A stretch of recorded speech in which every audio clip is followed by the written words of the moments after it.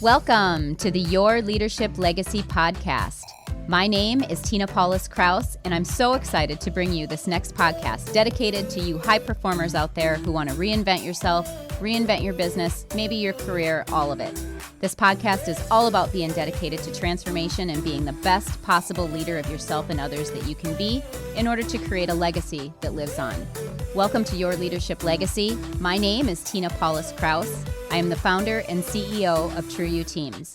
And here we go.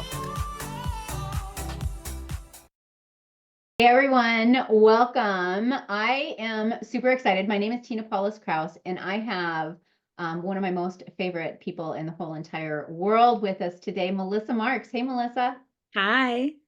How are you? I'm doing good, and I love it that we match. You're one of my favorite people as well. I know. It was like just an intuition thing when I woke up this morning. I just automatically grabbed leopard or print or something like that because I knew that we were going to be having a conversation. So it's really, really good to have you here. So grateful for you for being on our board of advisors for the Global Leadership Academy. As we stand it up and all the programs that go in it and everything that's a part of it, you've literally been with us since day one with the Teen Leadership Program. And so what I'd love to start off with is for you to introduce yourself, tell people a little bit about who Melissa Marks is, and then I'd love to get into the teen program for sure.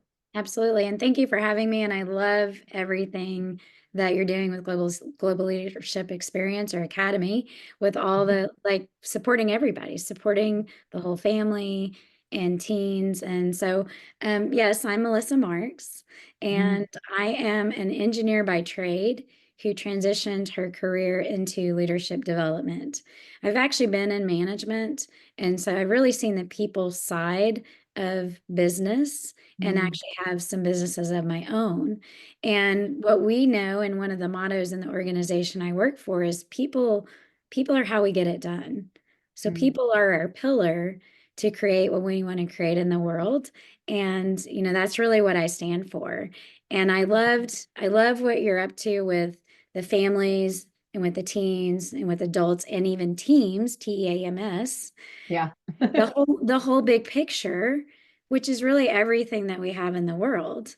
And so that's been really exciting for me.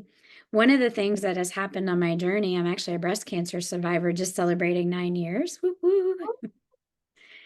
And that was a big shift for me in my life to transition after breast cancer and realize I'm not going to do that again. But who do I get to be? How do I get to be the leader I want to be? How do I thrive? But then also, how do I create others that thrive? And so that was really a big turning point for me because I realized how I was living and experiencing relationships was not working. Yeah. Yeah. I mean, I relate to that in that, I feel like I was kind of sleeping for this long period of time. And when these things happen, when these things come up, it really allows us to look at who we're being, how we're showing up, what that looks like. So talk to us a little bit about that journey for you, because it's a journey. It didn't happen overnight, right? Like it takes practice and there's a lot of wake up calls and all that kind of stuff. But talk about the journey when you got that news of what your thought process was and how you looking at you today. It's so incredibly and amazing. So Absolutely. And you wouldn't have guessed it when you think about the diagnosis, because usually it feels like somebody is in like their dire straits and then, this is the final straw. I was actually at the height of my career doing a $38 million project. Yes, I was in a lot of stress and really managing and orchestrating a lot, but I wasn't really leading from a very empowered place. And when I got that diagnosis, it was early stage 3A, which is an aggressive form of cancer. And my whole life shifted. But then some of it got to stay the same, to include my role as a manager over that project. I was still teaching fitness. So some of the things got to stay the same, which helped me on the journey. But then I got to really oversimplify life so I could sustain while I'm going through chemo, having surgeries, radiation. I had the whole cocktail, if you will, for a whole year and a lot of surgeries and things. Like I took a picture on my Facebook page. I had a folder that was about this big, and it was the first year of cancer treatments with all my EOBs for medical treatments and the bills. And the year before, I had one $20 copay. That was the difference in my life from one year to the next. And as I started coming, I actually got some great opportunities as I really honed in and Mhm. simplified and became very intentional. It really, the opportunities started coming after that, where I got to test out my leadership, but I was still frustrated at a lot of things that I had recognized from before cancer. But that was Mhm. really actually a start of a big shift for me, like many cancer survivors. And then it wasn't a one and done. It was, just kind of felt like the little things kept coming and coming. So it was really a wake up call for me to go, okay, wait, am I living life intentionally in how I desire?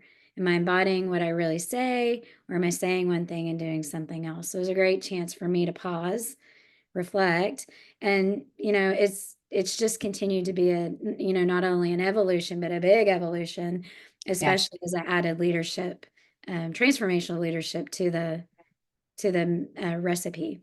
Yeah, I want to talk about the embodiment of that in a second, but I want to go back to something that you said about the shift, right? The shift about all the things, in that moment when you're asking those questions. I mean, you threw out a lot of questions like, is this what I really want? Like, how I want you to go a little bit deeper into that process because, you're trucking along in life and all of a sudden you get this news. How do you get from that point? Because what I see a lot is people go into fear, they go into, all these things that end up taking them out literally versus what I hear you saying is that you really rose up, called your power back in and really stood in your leadership through that. So talk about that process. Well, definitely. And I'm like any person, I mean, human. I did have the pity party. I did have the why is me. I'm a Yeah. fitness instructor, eat healthy, do the things. So I had that moment and really, I kind of think of breast cancer a little bit similar to boot camp, is where you really get brought down to your core. If you're in chemo, you lose your hair, your identity kind of goes away and you get to the core. And so that certainly rocked me. But then when I started coming out of that, I had, just to use the hair as an example, had a lot of fun with having a mullet and a pixie cut and all the things as I got back to seeing, the old identity. And on the outside, it may still look on the same, but the inside, it certainly isn't. Mhm. And, it just took a lot of self-checking in. I did that along the way. When you go through chemotherapy, you also get chemo brain. So remembering something, like I created all the tricks and tips and things that made my life easy because I still had the same role. I was still Mhm. managing other people, still finishing a big project. And then actually I started getting tapped on the shoulder because I was modeling a next level of leadership to go take on bigger roles. And it didn't Mhm. stop after that. So I kept getting the opportunity to amplify myself, and the like everything that I could hide with before, the team I was on with before, I started with them in 1998 and this was 2014. Like we were friends, we were connected, we knew each other, we were also like a pseudo family, and now I'm going into these teams I don't even know.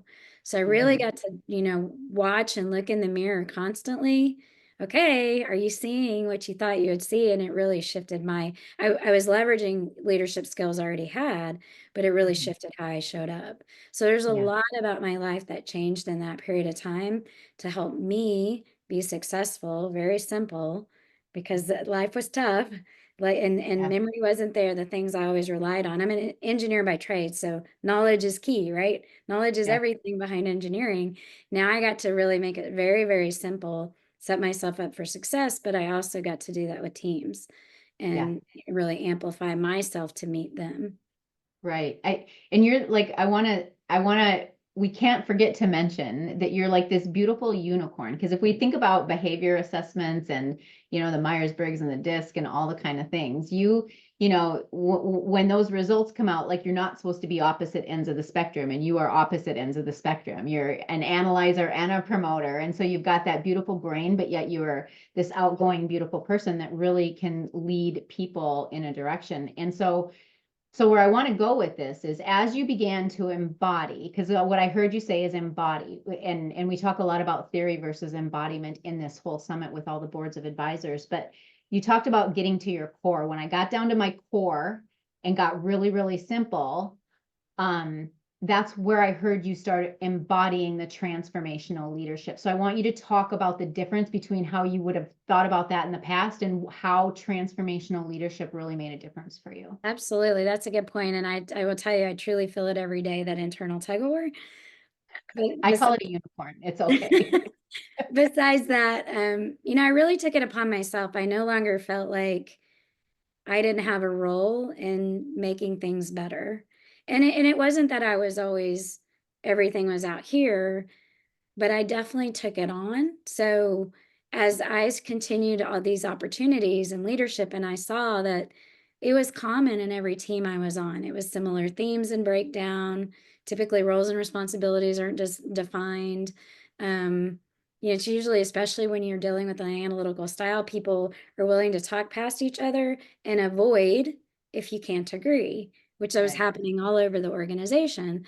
So I Mhm. took on, like, I'm going to take on this culture. I'm going to take it on. I'm going to go learn how to do it, get another or get one of my first certifications and go take it on. And then Yeah. I get really excited. I go show up to, not just my manager, but I go all the way up the chain and say, hey, I've got the organic solution.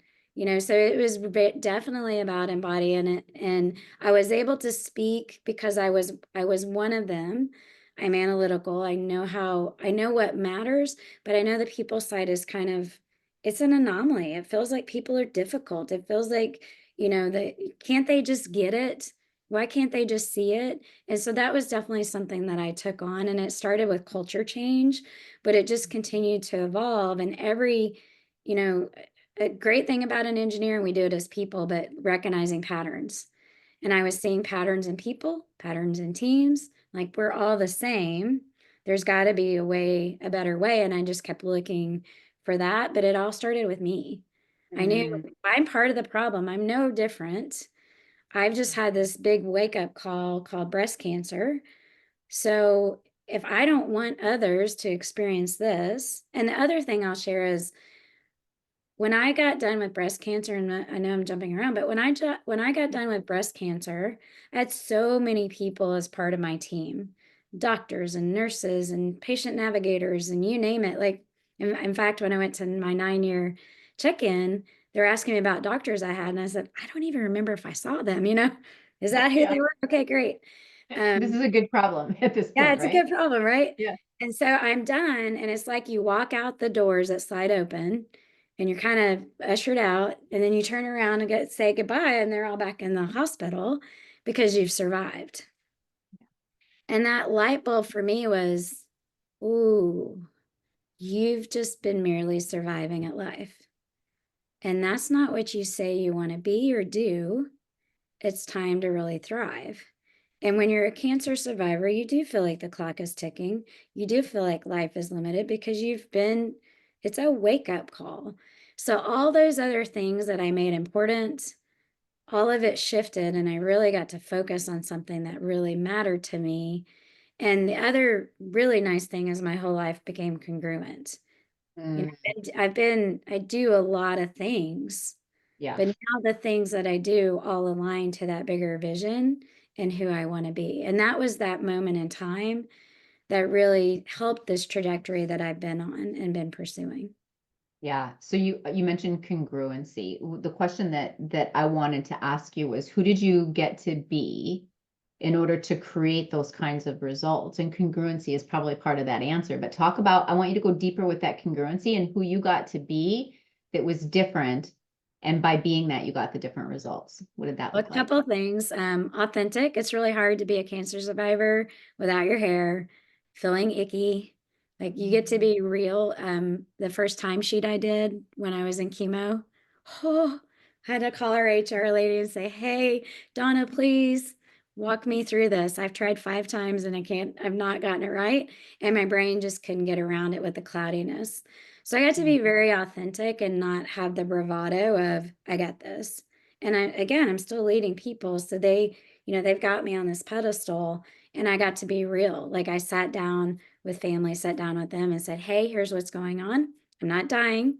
It's going to be a tough year for me and for you. And I'm asking for your support. So I got to be vulnerable. I also got to be in my power as well. Is, although we think being on that pedestal is powerful, it wasn't. I was modeling something that wasn't me. I would have Mhm. never worn this. Would have never worn my flat shoes being 4'11". Your flat sparkly shoes, by the I way, that are know, I know. print as well. I would have never done that though, because that's not how you're supposed to show up in the office. But when I let that go, the authenticity, the power, the passion that makes me a great leader started coming out. And then the other thing that I do add that is really who I am is the love. Mm.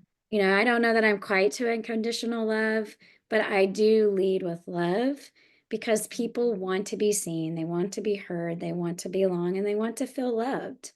And Mhm. although it's not, like a relationship love, but we are relating to everybody all the time. And if they're working in this organization for hours and hours of their whole life, they get to feel part of something bigger and feel like somebody cares about them. Yeah. And so I finally got to be that. Yeah, I love it.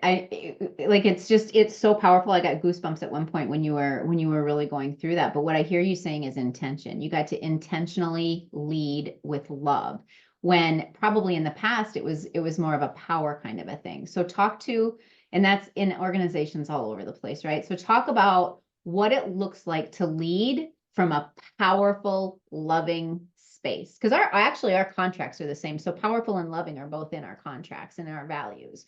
So Mhm. talk about what that looks like, because I think that some people like it's one or the other, but what does it look like when we can do both?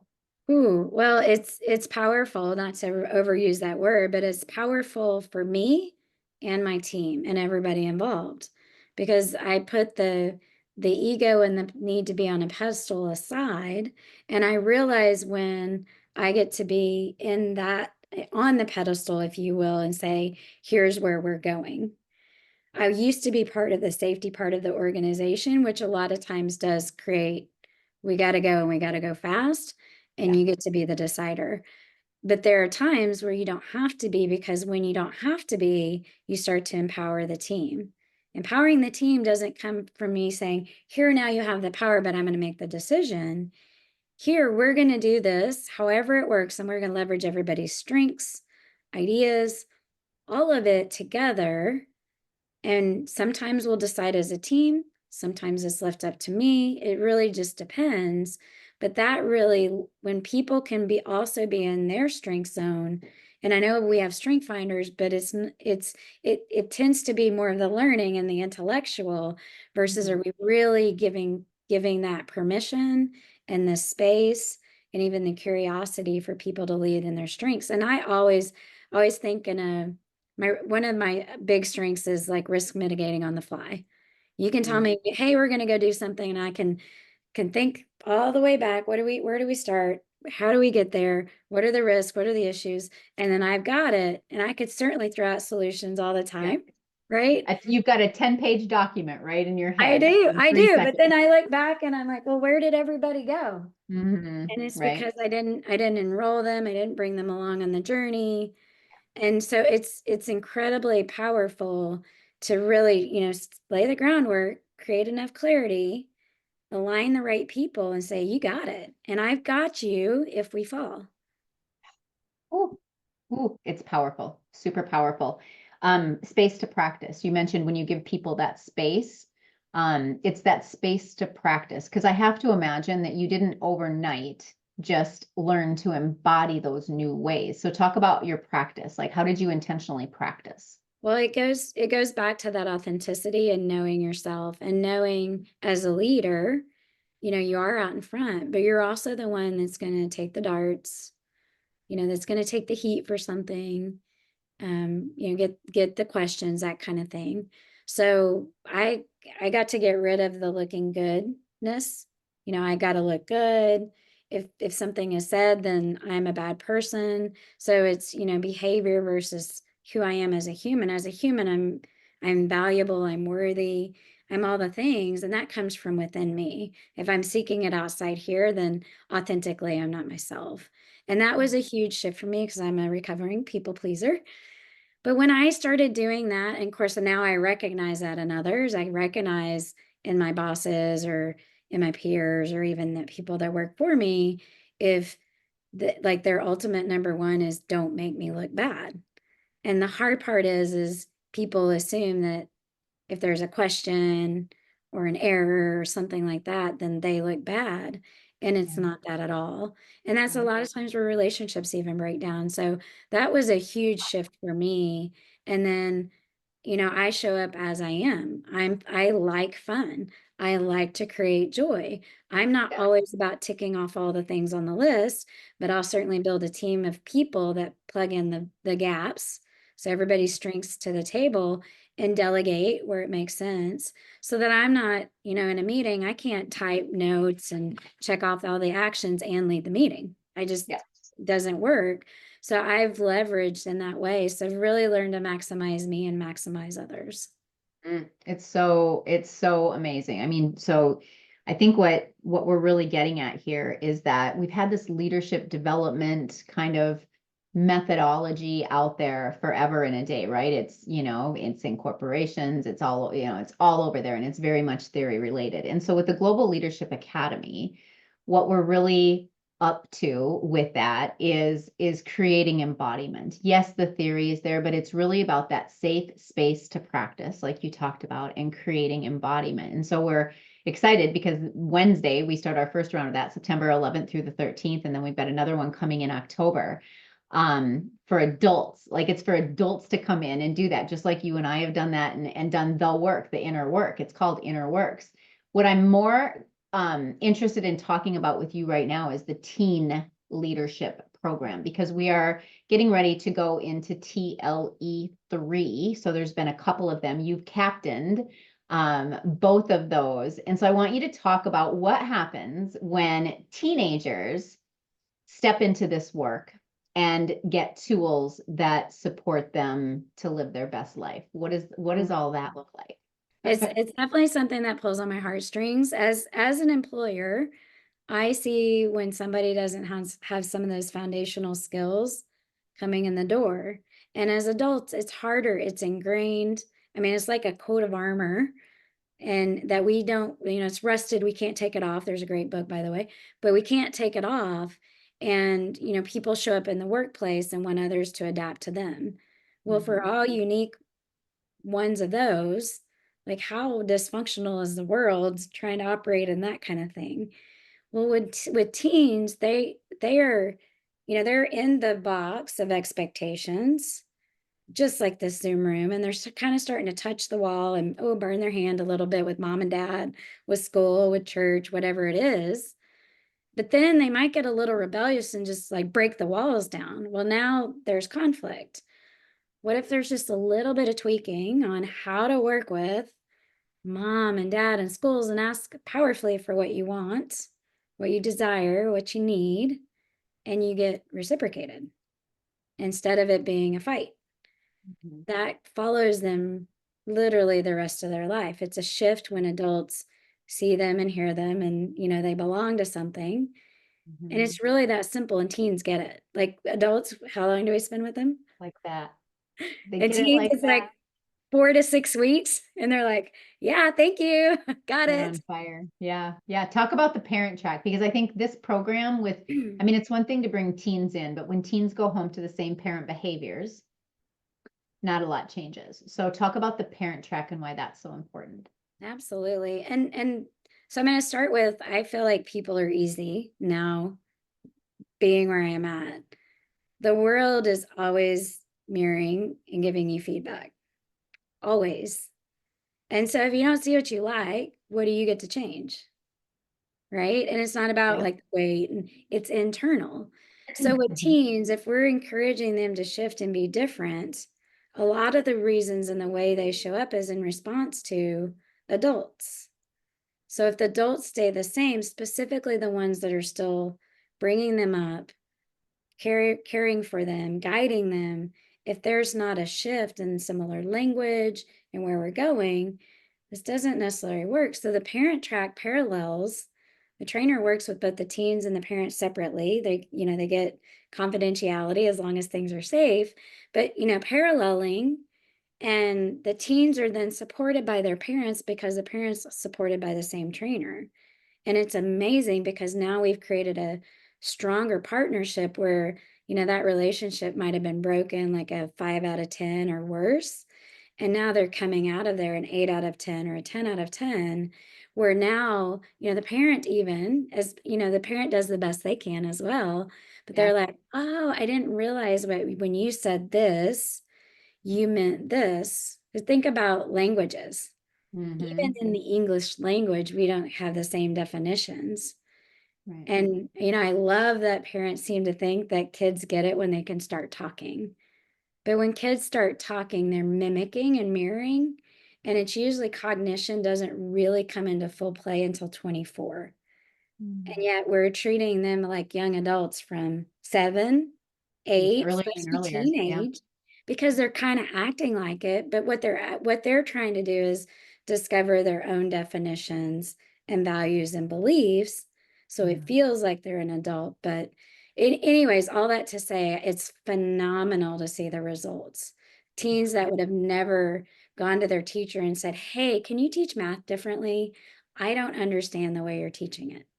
Mhm. I need you to teach it the way I understand." And they get results, they get responses from a teacher and with their parents. "Hey, I get it that you're concerned. Here's what I'm up to and why I can't make this time limit." Just really effective and responsibility that usually we don't even see when people come into the workplace. People lie Yeah. about coming in late, like, Yeah. just to use that Yeah. example. Yeah. We're as adults, if we don't, you and I have talked about this, that whatever has happened in that 0 to 8 or in our growing up, we bring that in. And if we haven't done the work to heal it, like it shows up. It shows up in our adult lives. It shows up in our work. It shows up in our relationships. It shows up in our families all over the place. And so one of the things that you and I have talked about is this work is so powerful because when you take yourself on, when you heal all of that limiting stuff and beliefs and everything that's down deep in there and you heal that, it literally heals not only the 7 generations before you, but the 7 after. And Absolutely. that's like that to me, when I say that, I like still get goosebumps on that because that's some massive work right there. It is. And, a lot of people look at any kind of training and development, especially something like what we're up to, as, oh, I'm going to fix someone. And I know we talk about healing, but Mhm. healing things like this are your trigger buttons. These are where you aren't willing to work harder on a relationship you really care about. Yeah. So yes, it's healing, but it's not fixing, it's empowering. It's Yeah. giving Great somebody point. their power back. When you act in a way that you won't work on a relationship that matters to you, or really any relationship, we're all human. We're all flawed, if you will. Work on being better. We were designed to grow. It's crazy that we stopped growing at college or high school. We were designed to keep growing and keep Mhm. evolving this world, but we get complacent, we get caught Stuck. in the noise and all that kind of stuff. This is about empowerment and setting people up to be on that journey, to go create the dreams that they want to go create the relationships, have the family they want to have, create the big dreams, be able to give to the things they want to give. It's Mhm. empowering. And so I want to put that out there because I know anytime I've talked with someone, I can kind of tell their come from because they feel like, oh, I don't need to be fixed. Oh, I don't need that. And I'm like, no, you I'm don't. good. You're I'm good. I don't amazing. need that. No, but say you have these dreams. What if? What's holding you back? Yeah. And I know Yeah. just in the patterns, one, I know them well, but I just know from the patterns, there's just this limiting underlying belief that they're telling in here, I can't do it. I'm not good enough, whatever it is. Right. Right. Right. Yeah. The work is so important. And so the teen and the parent track, we're getting ready to go into TLE 3, which is really, really exciting. We've got GLE 1 kicking off, which is for adults. And so if there's anybody out there, you're listening to this and you're like, how do I get into that work? What does that look like? What does that mean? Please call us. Just pick up the phone and schedule an appointment to just talk so that we can tell you about it. If I had a magic wand, right? I literally would wish this for everyone in the universe because I believe that it's the work that's gonna that's going to change the planet. So I want to thank you, Melissa, for stepping in, for being the powerful and loving and authentic leader that you are. I am honored to lock arms with you. I'm honored to walk this journey with you. And we're up to big things. We got lots to create. Yes, I agree. Well, thank you, Yeah. Tina. I appreciate the time, and I couldn't say it, reiterate what you said anymore. I see this one day being in every company, every school, every, like when you're getting married. It's just amazing when relationships can operate like this, and it's how I have a relationship with you. It's how I relate to the world, and then I become that powerful, authentic leader, loving leader that I Yeah. aspire to be. Yeah, absolutely. Absolutely. Well, thank you. Thank you. We're going to put the link down below. We have 12 interviews. Melissa is one of 12 of our board of advisors for the Global Leadership Academy.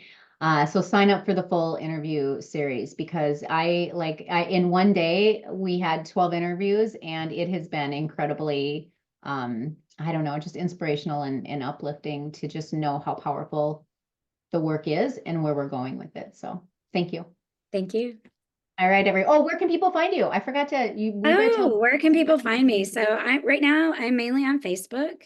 You can find me at I Am Loved Nation in Facebook, or Melissa Isaacs Marks. Yeah, I am Love Nation. I love that. It's a great big movement that you're creating. Love is the only answer. It I know is. we agree on that. Yeah. All right, everyone, that concludes this episode. We'll see you next time. Bye. Bye.